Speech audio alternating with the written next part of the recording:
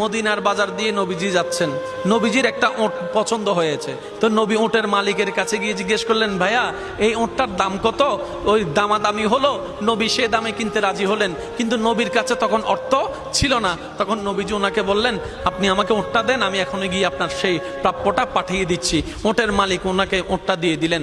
আশেপাশে যারা ওঁটের মালিক ছিল সবাই জিজ্ঞেস করতেছে, এই পাগলা, তুমি কি যাকে ওঁট দিয়েছো তাকে চিনো? বলে যে না। নাম জানো? বলে যে না।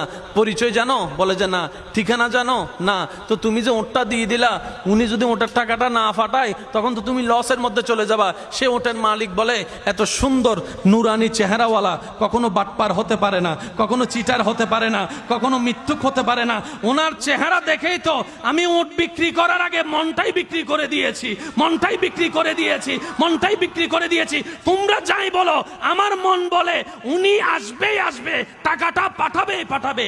এই কথা বলতে না বলতে কিছুক্ষণ পরে নবীজির একজন সাহাবা এসে বলছেন, একটু আগে একজন ওট নিয়ে গিয়েছেন কাছ থেকে, ওটের মালিকটাকে একটু দেখতে চাই। উনি বলে যে আমার থেকে।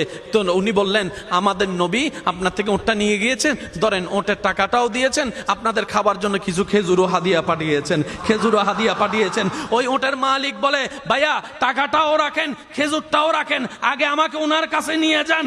আমি ওট বিক্রি করি নাই, আমার দিলটাই বিক্রি করে দিয়েছি। ওনার চেহারা মোবারক দেখে আমার মনটাই পাল্টাই গিয়েছে, আমি কালিমা পড়ে মুসলমান হয়ে যেতে রাজি আছি। সুবহানাল্লাহ। जिसका कोई सानी नहीं वो नबी हमारा है, मुस्तफा की अजमत का हद ही ना किनारा है। आशिक बोले, लम याति नजीरु कफी नजरिन मिसले तुना शुद्ध पैदा जाना। চিৎকার দিয়ে বলেন না সুবহানাল্লাহ। ওই নবীটা কাদের নবী? হয় নাই, সবার আওয়াজ বলেন, ওই নবীটা কাদের নবী? আমাদের কি ভাগ্য সে নবীর উম্মত হতে পেরেছে। আর একটু জোরে